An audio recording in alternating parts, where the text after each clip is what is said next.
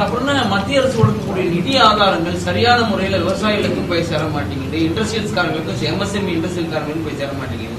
அவங்களும் ஒரு பக்கம் எல்லாருக்கும் கருப்புலையுமே எங்களுக்கு சென்ட்ரல் கவர்மெண்ட்ல எவ்வளவு பணம் கொடுக்குறாங்கன்னு எங்களுக்கு தெரியுது சார், எவ்வளவு வருதுன்னு தெரியல சார். அப்படிங்கிறப்ப இங்க பிரச்சனை என்னன்னா, எதற்காக இந்தியாவில் எல்லா இடத்துலையும் டபுள் இன்ஜின் கவர்மெண்ட் சக்சஸ் ஆகுதுனாங்கன்னா டிரான்ஸ்பரன்சி இருக்கு. பிஜேபி ஆட்சி மத்தியிலும் மாநிலத்திலும் ஒரே ஆட்சி இருக்கும் பொழுது அக்கௌண்டபிலிட்டி இருக்கு. இங்க வந்து அக்கௌண்டபிலிட்டி இல்லை. அதாவது ஃபேக் டேட்டா போடணும்.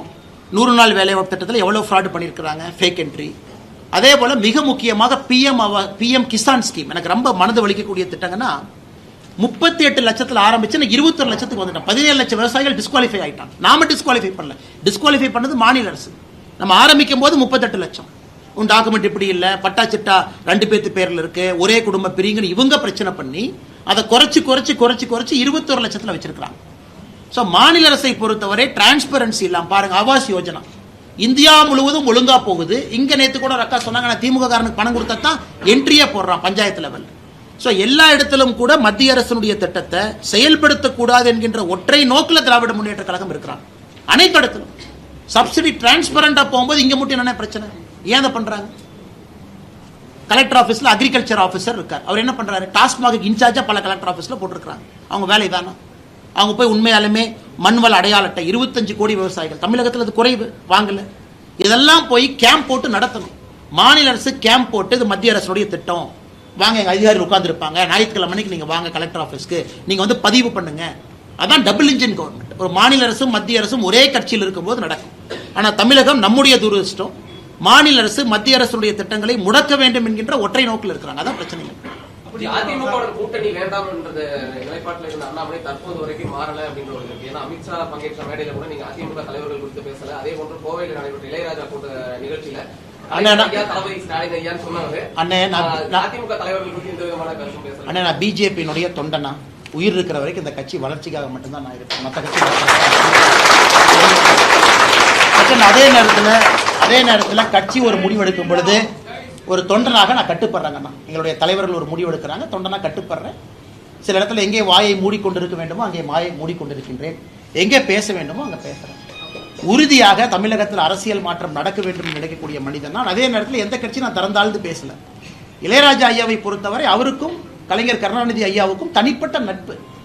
இளையராஜா ஐயாவை நான் காலையில் எங்க பார்த்து பார்த்தேன். நம்ம மாநிலத்துக்கு வந்திருக்கிறாங்க, நம்ம வரவேற்கலாம், எப்படி இருக்கும்.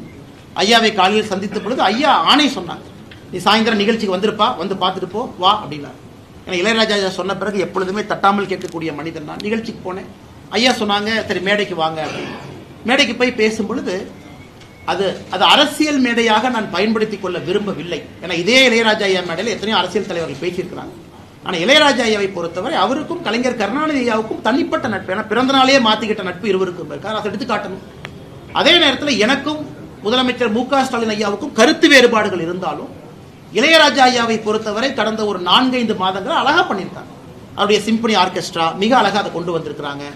இளையராஜாவுக்கு கொடுக்க வேண்டிய மரியாதையை மாநில அரசு கொடுத்திருக்கிறாங்க. அதைத்தான் நான் சொன்னேனே தவிர, ஏன்னா மற்ற தலைவர்கள் பெயரை சொல்லவில்லை, அதற்காக கொச்சப்படுத்திட்டாங்க அர்த்தம் இல்லைங்க. கலைஞர் கருணாநிதி ஐயா தனி நட்பு. பிரதமர் ஐயா இளையராஜா ஐயாவுக்கு செய்ய மாநிலத்தினுடைய முதலமைச்சர் ஸ்டாலின் ஐயாவும் செய்யறாங்க. அதை அந்த மேடையில் சொல்லாம வெறும் அரசியல் மேடையாக நான் பயன்படுத்தி நாங்க அப்படின்னு சொன்னா தப்பா, அது இளையராஜாவை கொச்சைப்படுத்துவது போல் இருந்திருக்கும். அதனால் மிச்சம் யாரு மேலே காழ்ப்புணர்ச்சி இல்லைங்கன்னா, எங்கே எதை சொல்ல வேண்டுமோ நிச்சயமாக அங்கே அதை சொல்லுங்க.